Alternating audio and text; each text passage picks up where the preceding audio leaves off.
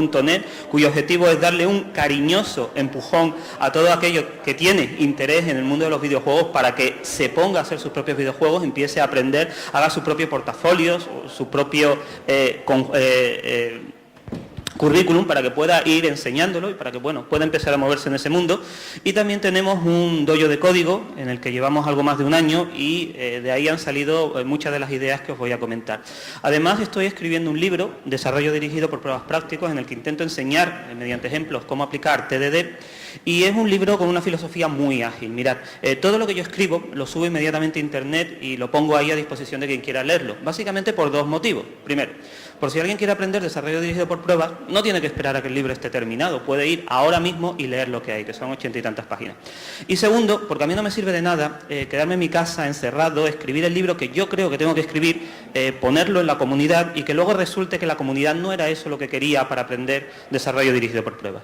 Entonces, poniendo lo que tengo ya, me permite a mí preguntaros a vosotros y a todo el que tenga internet si eso funciona, si eso os es útil para aprender, y si no, os doy pie a que me contéis qué es lo que os gustaría encontrar en un libro para aprender desarrollo dirigido por pruebas y mira, podemos ir escribiéndolo. Además, en mis ratos libres, que no son tantos como me gustaría, también colaboro en algunos blogs y participo en algunos proyectos de código abierto. Bien. Esta presentación la vamos a dividir en 4 bloques. En el primero veremos una rápida introducción de desarrollo dirigido por pruebas. Me imagino que la inmensa mayoría ya sabrá lo que es, así que no vamos a entrar en muchos detalles de cómo hacerlo, sino vamos a ver más qué es lo que nos aporta. Después vamos a ver el título de la presentación, algunas claves o algunas ideas interesantes a remarcar cuando aplicamos desarrollo dirigido por pruebas. Después veremos un poquito de desarrollo dirigido por pruebas desde las trincheras y me gustaría comentar, aunque sea brevemente, algunas cosas que me preguntan mucho del tipo de, ¿y qué pasa cuando tengo código de base de datos? ¿Y qué pasa cuando estamos con Android? Y por último, veremos las conclusiones y las recapitulaciones. Vamos a empezar ya. Mirad, me gustaría comentaros una experiencia personal. Hace un par de años yo participé en una Game Jam, por si no lo conocéis, es un evento en el cual gente de todo el mundo se reúne para hacer videojuegos. No es competitivo, simplemente la idea es participar, hacer un juego, te suelen poner algunas restricciones o algunas condiciones, entonces yo dije, me voy a animar y voy a desarrollar un juego. Pero esto lo voy a hacer por gusto y ganas, como hobby. Voy a dejar de lado toda la parte de pruebas, que es a lo que yo me he dedicado mucho, y simplemente voy a disfrutar escribiendo código y voy a disfrutar haciendo un juego. Mala idea. Al principio todo iba genial, claro, yo me sentaba allí, venga a escribir código, una línea, otra, uy, mira qué bien, qué de cosas he escrito, uy, mira lo ejecuto y ya se mueve el muñequito, esto está genial. Hasta el tercer día. A partir del tercer día ya tenía una mole de código impresionante y ya cuando quería añadir nuevas ideas o nuevos conceptos, pues ya no veía cómo encajaban muy bien. Vamos a ver, yo quiero añadir un nivel, el nivel tiene que tener esto y esto, pero ¿esto cómo se relaciona con el juego? Cuando cambia el nivel, ¿qué es lo que tengo que cambiar? ¿Qué es lo que mantengo? Bueno, la cosa empezaba a no estar demasiado clara. Además me pasaba algo todavía peor, y es que de repente las cosas empezaban a dejar de funcionar. Yo me pasé 2 días escribiendo que si el muñequito se mueve, el muñequito colisiona, ejecuto, pruebo, ejecuto, esto va bien, mira qué chulo. Al tercer día me pongo a hacer otra cosa distinta y de repente el muñequito ya no se mueve y ya no colisiona bien. ¡Hostias! ¿Y esto por qué? Pero si yo no he tocado ese código. Bueno, venga, vamos a darle un repaso, vamos a volver a mirar, etcétera, etcétera. Total, la cosa ya no empezaba a ser tan divertida y ya no empezaba a progresar tanto. Además, no solo eso, si mi código o mi juego dejaba de funcionar y no sabía por qué, tampoco sabía qué tenía que cambiar para arreglarlo. Y como no lo sabía, digo, vamos a cambiar esto, a ver qué pasa, o vamos a poner esto, a ver si explota por algún sitio y me llevo alguna idea. Pero es que además, como no podía cambiar, tenía que pechugar con todas las malas decisiones que había tomado. Si había escrito un código que era muy grande y muy difícil de entender, pues me lo comía con patatas. Cualquiera se atreve a cambiarlo ahora, que no sé si funciona o no sé si va a fallar. Llegaba a un punto en el que realmente no avanzaba, simplemente estaba dando vueltas en círculo, lo ejecuto, a ver si sigue funcionando, toco cualquier cosa, estaba en modo paranoico, digo, no sé lo que estoy haciendo, no sé si va a funcionar, si no voy a funcionar. Además, la Jam tenía una fecha límite en la que había que entregar el juego, lógicamente si no lo entregabas en la fecha límite no pasaba nada, pero yo quería entregarlo, yo me lo había propuesto como objetivo y decía, quiero llegar, y como veía que no avanzaba, cada vez estaba más presionado y dejé de pasármelo bien. Y hice una reflexión, digo, vamos a ver, si esto lo había hecho por gusto y ganas, ¿cómo puede ser que ahora mismo lo esté pasando mal? ¿Cómo puede ser que ahora mismo esto para mí sea un marrón? ¿Y cómo es que estoy deseando quitármelo de en medio y entregar lo que sea, como sea, y pasar páginas? Bueno, la verdad es que terminé bastante quemado. Haciendo un poquito una reflexión, digo, esto es un cuadro típico de que necesito TDD, o de que TDD me puede ayudar mucho. Bien. ¿Y qué es TDD? Vamos a contarlo con una metáfora. Vamos a suponer que vosotros tenéis una empresa de desarrollo, no de desarrollo de software, sino que creáis cosas. Y os viene un cliente con una necesidad que tenéis que resolverla. Os sentáis, habláis con él, le preguntáis, os metéis en sus zapatos, camináis 5 millas con ellos y al final llegáis a la conclusión de que este cliente lo que le pasa es que tiene unas macetas en la terraza y tiene que llevar agua y echárselas encima. Vale, pues vamos a diseñar un dispositivo que nos permita hacer esto. Un dispositivo que esté hecho de un material que si se cae no se rompe, que permita llevar una cantidad de agua apreciable pero no demasiada para que no pese mucho, que tenga un asa que sea fácil de manejar, que el agua no caiga de golpe sobre la planta, sino que caiga en gotitas, que tenga un pequeño tubito en la parte de arriba para que el agua no gotee por el borde. Tenéis la idea, ¿no? Vale, pues le decimos al cliente, lo tenemos todo muy claro, vente dentro de 2 semanas con el fajo de billetes que te vamos a dar el producto y ya está todo hecho. Perfecto. El cliente se va, viene a las 2 semanas y lo que le entregamos es lo que todos estáis pensando. Esto. Un producto perfecto. Tiene todo lo que necesita para satisfacer las necesidades del cliente. Pero aquí falla algo, ¿verdad? Todas las piezas están perfectas, pero esto no funciona. Hemos pensado qué era lo que había que poner, pero no se nos ocurrió pensar cómo queríamos utilizarlo. Y ahí es donde hemos fallado. No nos hemos puesto desde el primer momento a pensar, bueno, ¿y esto cómo lo vas a usar? ¿Tú qué vas a hacer con ello? ¿Vale? Aquí tenéis otros productos hechos por la misma empresa. Bien. Pues TDD lo que nos dice es precisamente esto, dice, no te preocupes de momento o no empieces preocupándote por qué tienes que tener, qué código tienes que escribir, sino piensa cómo vas a usar ese código, qué te va a aportar, qué objetivo vas a lograr. Y eso lo hacemos mediante pruebas. Mirad, hacer TDD es algo bastante sencillo. Este señor que tenemos ahí, que es Robert C. Martin, que probablemente lo conoceréis, es una persona muy influyente y merece mucho la pena leer lo que escribe, nos dio 3 reglas muy sencillas. Vienen en inglés, pero es muy fácil de traducir. Mirad, lo primero que nos dice, además amenazadoramente con el dedo, es que no podemos escribir código de producción a menos que sea para hacer que una prueba que falla pase con éxito.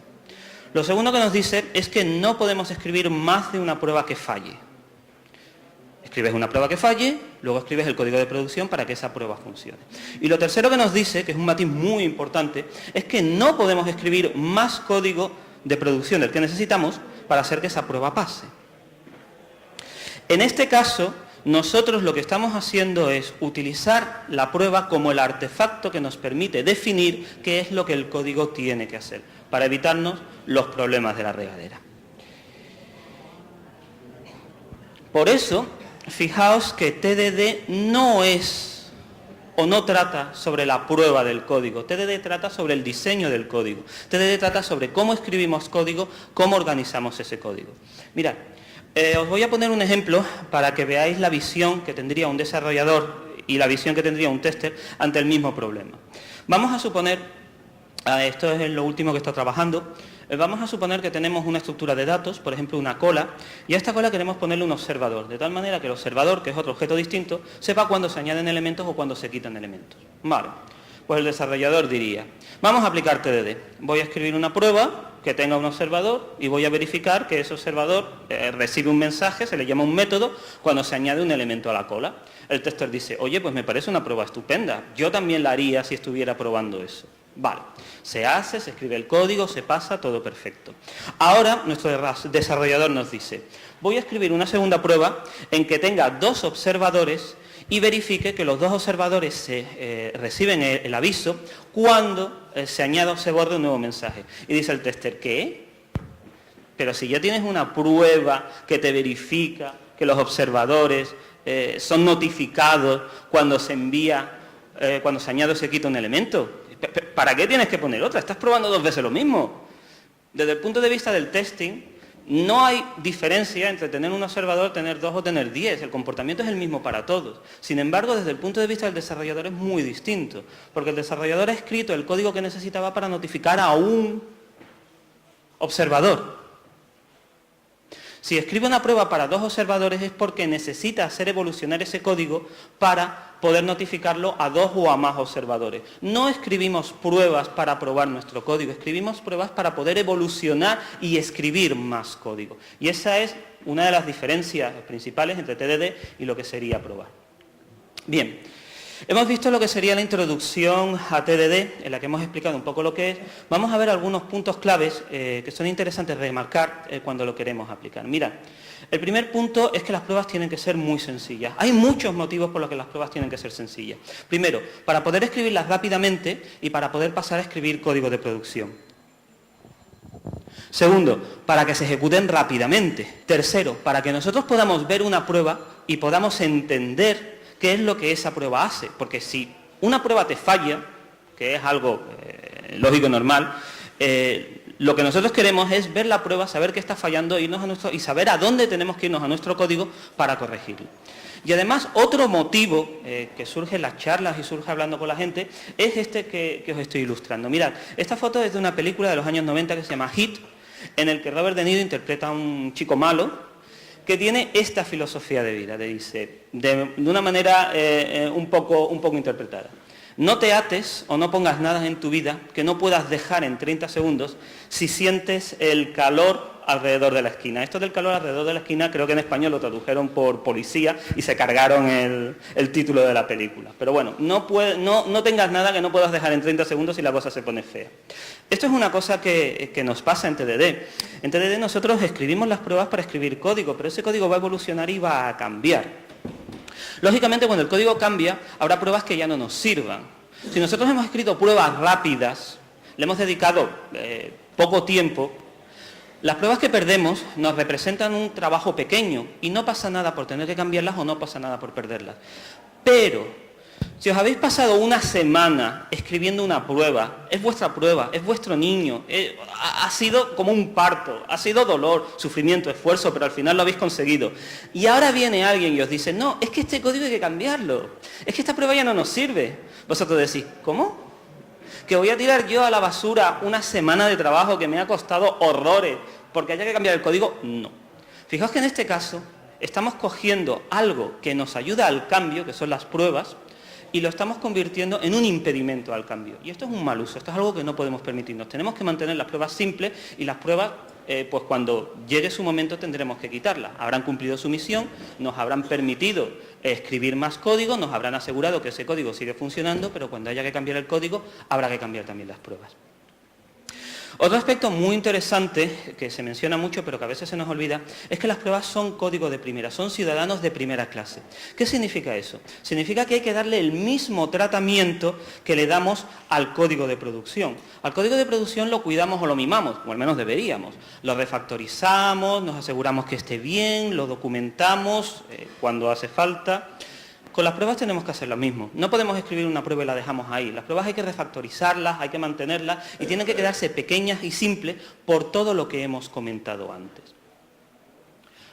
Además, el refactorizar las pruebas nos ayuda a cambiarlas. Mirad, tenéis aquí un ejemplo de una prueba que yo escribí hace 2 o 3 años, cuando yo me creía que sabía escribir pruebas.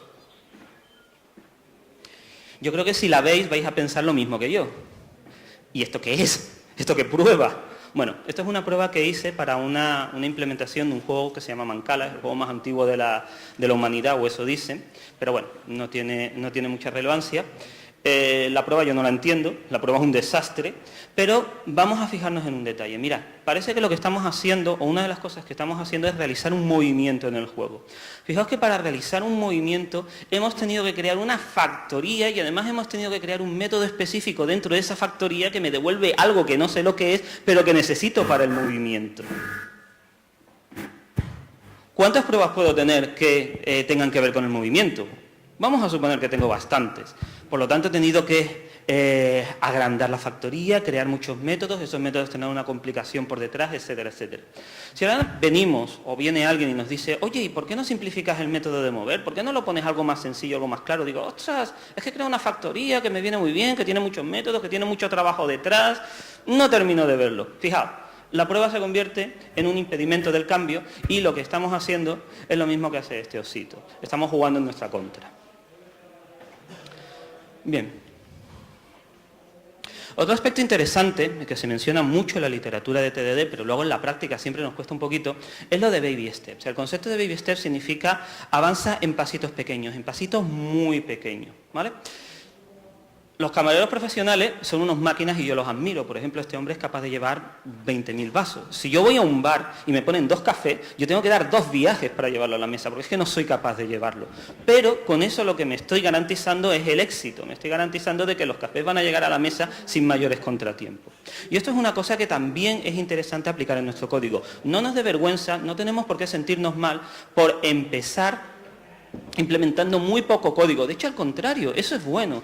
Si implementamos muy poco código, podemos ejecutar las pruebas con mucha frecuencia, podemos escribir más pruebas. Las pruebas nos dan una red de seguridad, nos dan una red de confianza. Además, acordaos de lo que hemos visto al principio, las pruebas nos ayudan a enfocarnos en cuál es el objetivo del código, en qué es lo que queremos conseguir, y no enfocarnos tanto en las tripas que le vamos a meter. Además, si nosotros avanzamos en pasos pequeños, también intentamos escribir el código que verdaderamente necesitamos. A lo mejor tenemos una implementación en la cabeza, a lo mejor la escribimos del tirón, a lo mejor funciona, pero a lo mejor no era necesario algo tan complejo. Podíamos haber hecho lo mismo con menos código. Bien. Un poco al hilo de los baby steps, también es insistir en empezar por el ejemplo más sencillo. Mirad, si en medio de una presentación nos encontramos una transparencia que está como esta, en blanco, pues a lo mejor no nos aporta mucho. Pero, ¿y si yo, cuando he estado en mi casa preparando esta presentación, hubiera empezado por aquí? Hubiera dicho, lo primero que voy a poner es una transparencia en blanco. ¿Esto me aportaría? Sí. Miraos que ya estoy definiendo que voy a tener un logotipo arriba a la izquierda, voy a tener otro logotipo abajo a la derecha, voy a definir un espacio donde voy a poner la información. Además, mirad que esta transparencia tiene un título. Empieza por el ejemplo más sencillo. Yo ya sé, cuando empiezo por aquí, que tengo que centrar mi mente en pensar. Ejemplo más sencillo, ¿qué es? ¿Cómo lo explico? ¿Qué metáfora pongo? ¿Qué ventajas tiene? No me disperso, estoy centrado. Vamos a ver otro ejemplo. Mirad, este ejemplo fue de un ejercicio que realicé con una persona también muy famosa, J.B. Reinsberg, en el cual nos propuso que escribiéramos, aplicando TDD, una librería que trabajara con fracciones. Y estuvimos hablando de cuál era el ejemplo más sencillo por el que empezar. Pensarlo 3 segundos. 1, 2, venga. Uno de los ejemplos más sencillos, no sé si a todo el mundo se lo habrá ocurrido, es algo tan sencillo como esto. Créame la fracción más trivial que a ti se te ocurra, esto. Y no hagas nada más, simplemente créala. Sin embargo, este ejemplo me está diciendo varias cosas. Mirad, me está diciendo que yo quiero, o yo voy a intentar, o yo propongo, luego veremos si funciona o no, pero yo propongo crear fracciones en las que numerador y denominador estén en el constructor. Yo no quiero utilizar métodos get y métodos set, ahora mismo no los necesito, ¿por qué voy a ponerlos? Si yo quiero saber el estado de una fracción cómo es, pues no tengo por qué preocuparme de métodos get, métodos set, cómo están los valores, etcétera, etcétera. Simplemente llamo al método toString y obtengo una representación interna del objeto, en este caso la fracción. ¿Lo veis? Este es un ejemplo muy sencillo, pero ya me está dando pie para continuar. Si yo ahora me planteara cómo sumar 2 fracciones, ya no tendría que preocuparme por cómo creo las fracciones, cómo compruebo si una fracción tiene el valor que yo creo. Eso ya lo he definido con esta prueba. Además, como tengo la fracción 0, 0, incluso puedo empezar haciendo sumas de 0 consigo mismo y tengo que escribir todavía menos código y voy viendo cómo me interesa sumar fracciones. Es un método que le paso a las 2 fracciones, un método llama a otro. Este es un ejemplo de empezar precisamente por el ejemplo más sencillo. Bien. Hemos mencionado antes que es importante refactorizar el código, dejarlo bonito, quitarle los malos olores, pero además también nos va a ayudar mucho preparar el código para el cambio. Mirad este ejemplo, a ver si he conseguido ilustrar bien la idea. Vamos a suponer, esto está sacado de una cata real y lo podéis consultar porque en internet se habla sobre esto. Vamos a suponer que estamos escribiendo un algoritmo o una manera de obtener los números primos hasta un número dado. Vale, pues venga, vamos a escribir, venga, lo que has dicho antes, el ejemplo más sencillo, venga. Quiero tener todos los números primos hasta el 1. Bueno, pues una lista con el 1, ya está, no hay que complicarse más. Mínimo código, escribir la prueba rápida, ahí tienes tu lista con el 1. No necesito más para que esta prueba funcione. Vale, venga, otra. Ahora hasta el 2, pues hasta el 2 el resultado es una lista con el 1 y con el 2. Pues toma, ahí tienes tu lista, ya está, más rápido imposible. Venga, ahora con el 3. Venga, pues ahí tienes tu lista, el 1, el 2 y el 3. Vale, si vosotros seguís así, os volvéis locos. Decís, pero esto de qué es? Aquí se han quedado conmigo, esto no funciona, esto es una castaña. Pero ¿qué hace aquí la gente esta loca diciendo que si el mínimo ejemplo, que si me hagas un faque, que si luego lo cambiarás, esto, lo otro? ¿Qué ha fallado aquí? Bueno, pues aquí ha fallado que realmente no estábamos implementando nada, porque nosotros no estamos implementando que me devuelva una lista con números, nosotros lo que estamos es implementando un algoritmo que me calcule los primos. ¿Y ese algoritmo cuál es? Yo no lo he visto por ningún sitio.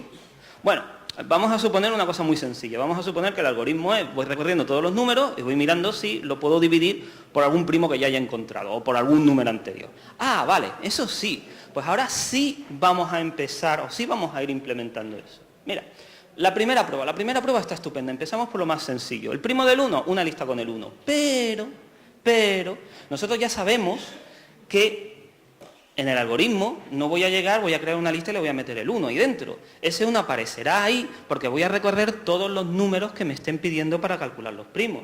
Por lo tanto, lo mismo, puedo ponerlo con un bucle.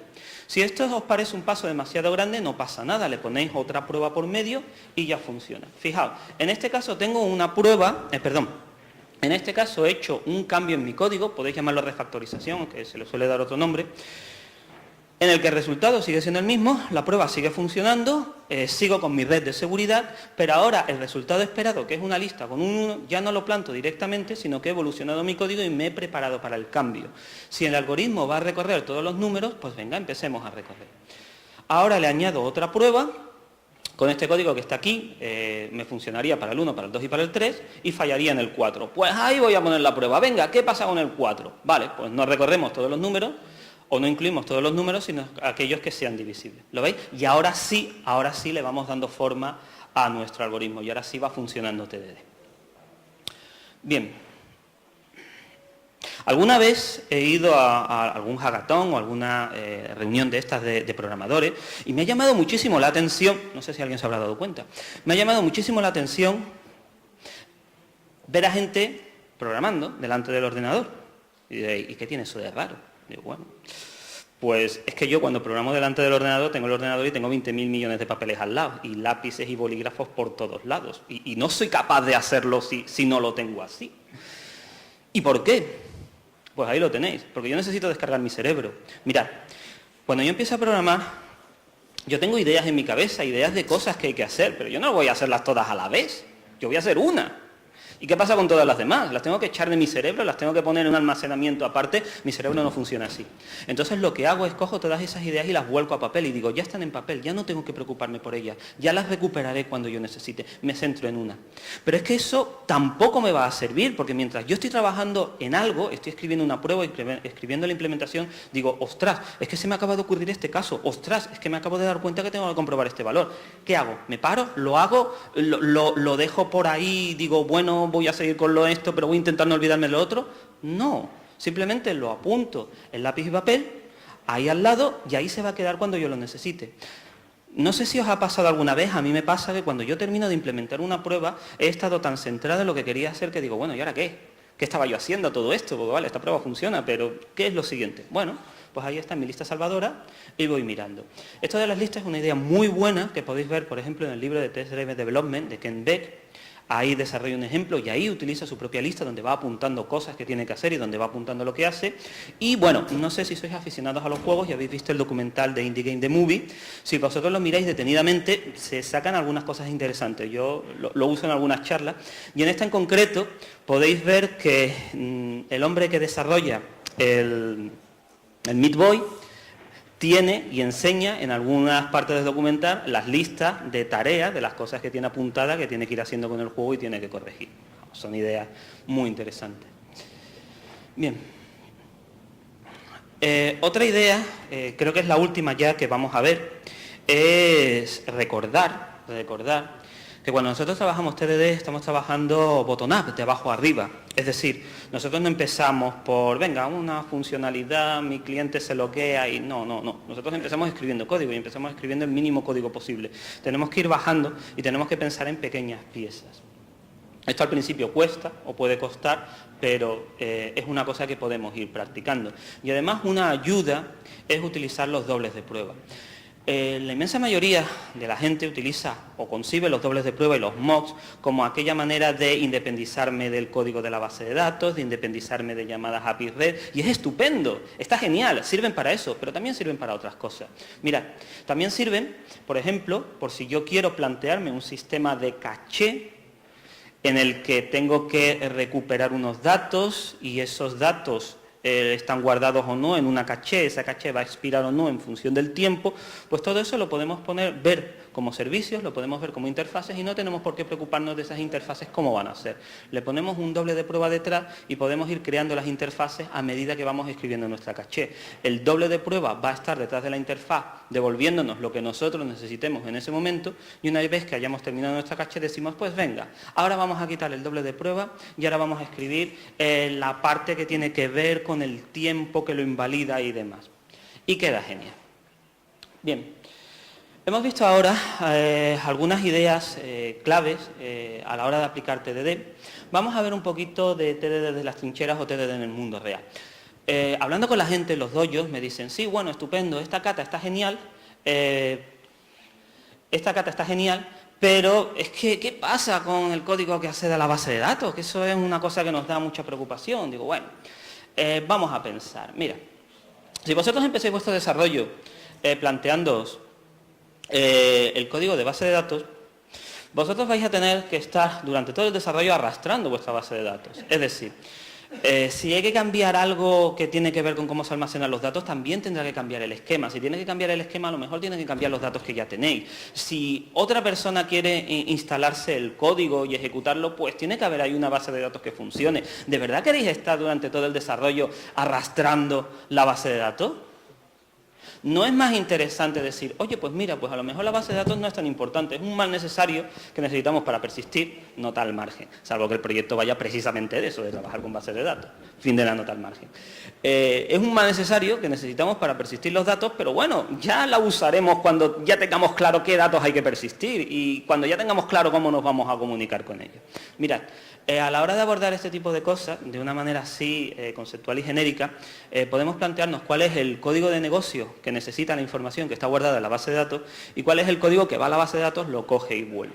Bueno, para aislar el código de negocio de la base de datos es realmente sencillo. Simplemente con los dobles de prueba que ya hemos mencionado, pues yo me creo un doble, te devuelvo un usuario predeterminado, o te devuelvo un producto predeterminado o una lista de productos y tú trabajas con ello. ¿Que hay que cambiar algo? Pues se cambia en el doble, que es mucho más flexible y mucho más ágil que cambiar la base de datos.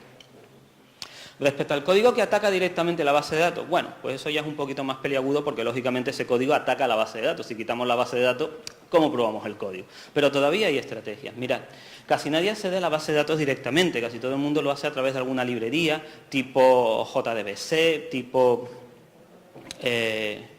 JPA, etcétera.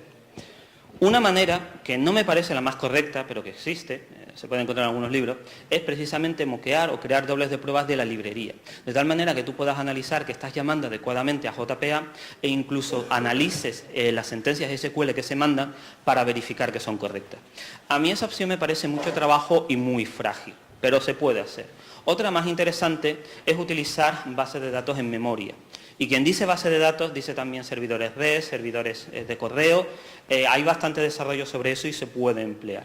Mira, si nosotros verdaderamente queremos probar código que hacer una base de datos, bueno, pues vamos a buscar la base de datos más simple, más pequeña, más básica que podamos, de tal manera que esa base de datos podamos lanzarla al principio de las pruebas, podemos ponerle la información que queramos al principio de las pruebas y podemos tirarla abajo al final de la prueba para asegurarnos de que el próximo que venga a usarla se va a encontrar una lista y una dispuesta. Y esto con las bases de datos en memoria y con algunas herramientas adicionales como DBUnit lo podemos conseguir. Vale.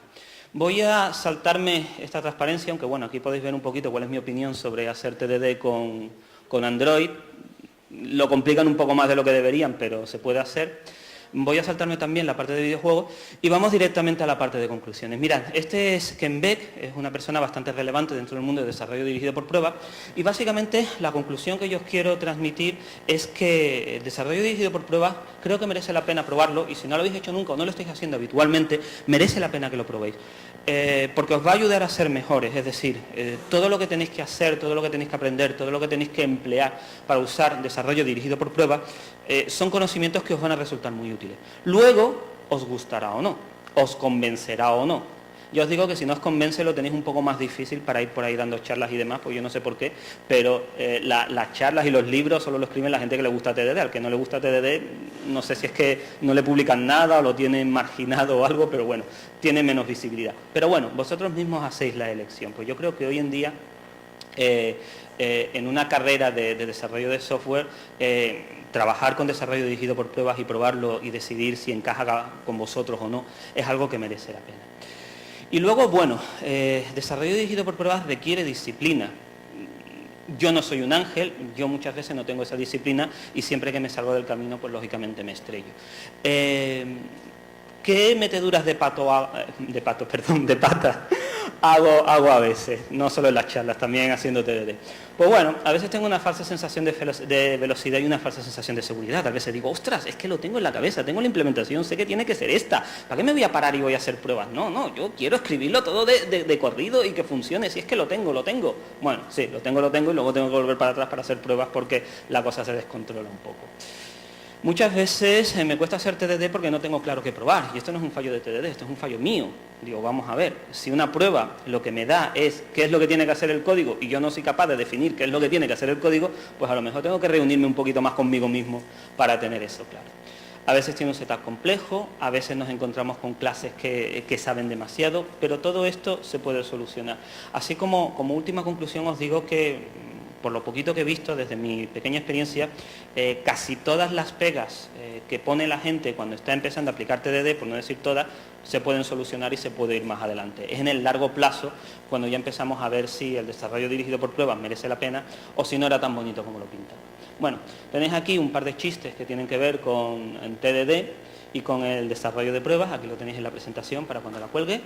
De esta parte no he hablado, que es TDD y los videojuegos. Bueno, estuve haciendo una encuesta entre la gente de Sevilla para ver quién lo utilizaba. No lo utilizaba nadie, pero bueno, me comentaron cosas bastante interesantes. Y aquí tenéis algunos enlaces del libro que os he comentado al principio, del dojo. Bueno, ahí tenéis todo el material por si tenéis interés. Y esto es todo. Muchas gracias.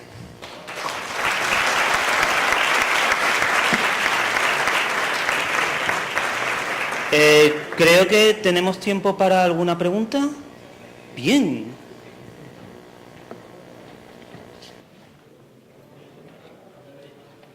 Bueno, como ya hemos terminado la ponencia, si tenéis alguna pregunta, pues me levantéis la mano y doy el micrófono para que el resto de compañeros os puedan escuchar.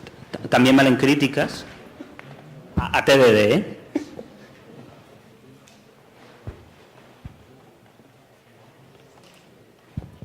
Yo quería preguntar, ¿esta presentación dónde la tienes colgada para poder descargarla? No la tengo colgada, pero a lo largo de hoy la subiré a SlideShare, SlideShare, y lo colgaré el enlace en el Twitter con el hashtag de aquí. Vale, de todas maneras, si no, yo te doy ahora mi dirección de correo y tú me escribes y yo estoy encantado de darte el enlace. Vale, gracias. He visto que pones un no en el tema de los videojuegos. ¿Qué problema hay con el TDD en tema de videojuegos? Pues mira, una cosa muy interesante es que me dieron un rango de justificaciones de lo más variado.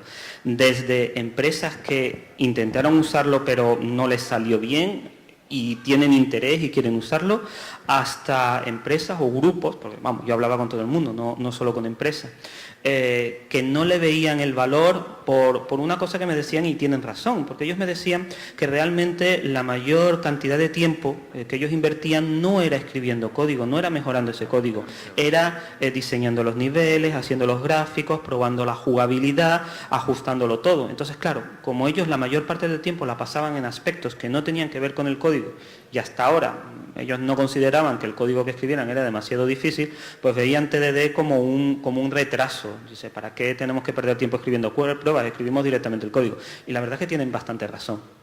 En cierta manera entonces están aplicando TDD porque tienen que testear precisamente todos los niveles, la jugabilidad, las mecánicas, una forma distinta de aplicar TDD, quizás, ¿no? No a nivel de código, pero... Yo creo que no, porque realmente lo que tú pruebas en un juego es la experiencia de usuario. Y la experiencia de usuario, por lo poquito que conozco, si queréis me rebatís, realmente es muy difícil de probar automáticamente, porque tú no puedes escribir una prueba que te diga si el juego es divertido o no. Es una cosa muy subjetiva, o si el juego es difícil o fácil. Tengo por aquí algunos vídeos, luego si quieres los vemos, o si me los pedís los pongo, en el que se pueden ver ejemplos de cómo se prueban juegos automáticamente. Por ejemplo, en los concursos del StarCraft, que se enfrentaba inteligencia artificial con inteligencia artificial, un concurso que había de hacer una inteligencia artificial que moviera el Mario por el primer nivel del Mario auténtico y real. Los juegos que están ahora mismo cada vez más de moda, que se genera todo procedimentalmente y que está garantizado que tiene una salida, todo eso se puede hacer. Lo que pasa es que eso es costoso y hay que ver hasta qué punto te merece la pena hacer eso solo para probar. Y las pruebas van a llegar hasta un punto, pero luego tendrás que seguir jugando con tu juego y ver si funciona y ajustándolo.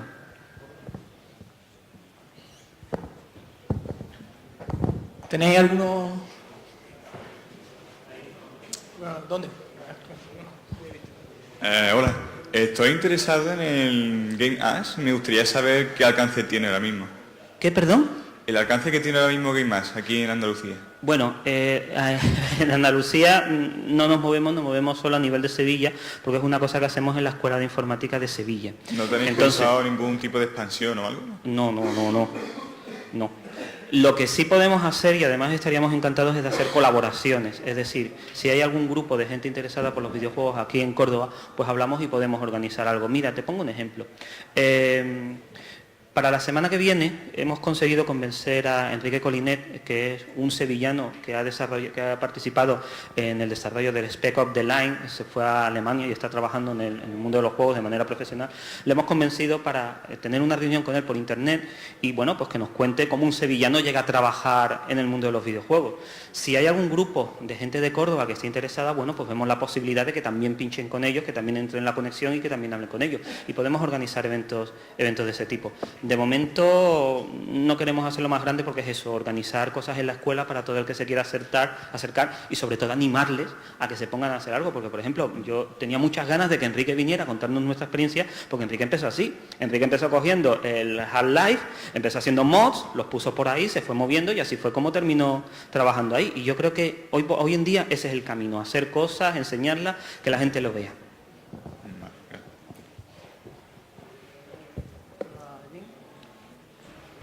¿Dónde? Ah, no.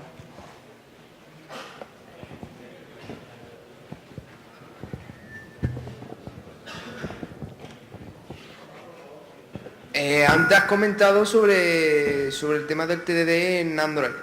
Has dicho que desde tu punto de vista no lo ves recomendable, pero no. Si podrías explicar un poco mejor por qué crees que no es aconsejable. TDD en Android es muy aconsejable.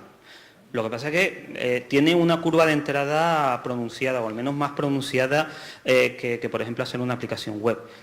Cuando tú estás trabajando en Android, estás trabajando en un entorno muchísimo más controlado en el sentido de que te dan muchas cosas. Para empezar, no es la máquina virtual de Java, es otra máquina virtual distinta que tiene unas APIs distintas que no tienes por qué tener en Java. Eso ya te impone que tus pruebas tengas que ejecutarlas o bien en un emulador o bien directamente en el dispositivo. Y eso es lento.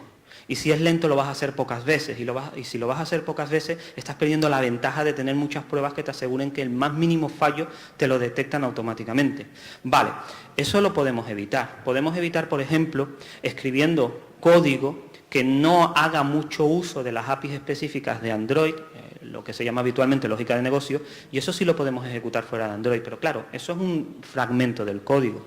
Tenemos otras alternativas, como por ejemplo iba a contar en la transparencia. Tenemos, por ejemplo, herramientas como RoboElectric que te permiten simular todo el API desde fuera de Android. Eso te permite ejecutar las pruebas más rápidamente.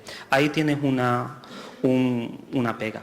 Luego tenemos otra pega, por ejemplo, en clases que ya me da el API de Android, como por ejemplo un Action. ¿Y cómo pruebas tú un Action? O un Activity. Bueno, hay clases específicas que te da Android para probar ese tipo de cosas, pero no deja de ser una cosa un poquito más complicada, porque eso se supone que no lo instancias tú directamente, que lo instancia Android cuando empieza. Entonces, claro, las dependencias o los objetos que necesitas tiendes a crearlos dentro. Si tiendes a crearlos dentro, no puedes pasárselo desde fuera y cambiarlos por dobles de prueba o por algo que sea especial en el momento en el que los vayas a probar. Otro ejemplo, que además yo por desgracia empecé por ahí, es el código de la base de datos, al menos si utilizas el API nativa. Si utilizas el API nativa tienes lo que es el código de acceso a la base de datos y luego tienes otra clase que está incrustada dentro, que es la que se ejecuta la primera vez o las veces que sean necesarias para crear las bases, crear las tablas y demás. Bueno, y ese código, ¿cómo lo compruebas? Si es que no lo llamas tú mismo, si es que no lo puedes desacoplar. Bueno, presenta una serie de dificultades, pero todas se pueden vencer. Por ejemplo, esto de la base de datos, bueno, pues te mueves un poquito más arriba, buscas un buen ORM y puedes trabajar probando con el ORM. Los Action Android te da lo suficiente. Si necesitas desacoplar, bueno, por ejemplo, tienes Wiz, que es un motor de inyección de dependencias que puedes trabajar con ello. Todo se puede hacer, pero requiere su esfuerzo. Además, si me permites la pequeña postilla, no estoy muy pendiente del mundo Android, así que puedo estar metiendo la pata, estar atentos. Pero yo he utilizado también el GWT, y yo en el GWT sí vi más facilidades para probar, más facilidades en las que, por ejemplo, te venía un mini servidor de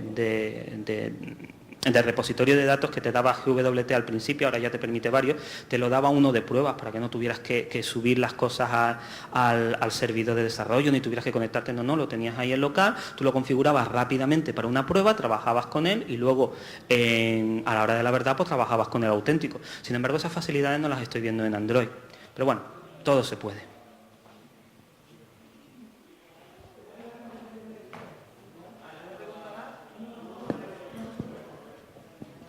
Pues entonces, si no hay ninguna pregunta que tengáis, pues podemos dar por finalizada la charla. Un aplauso para Javier.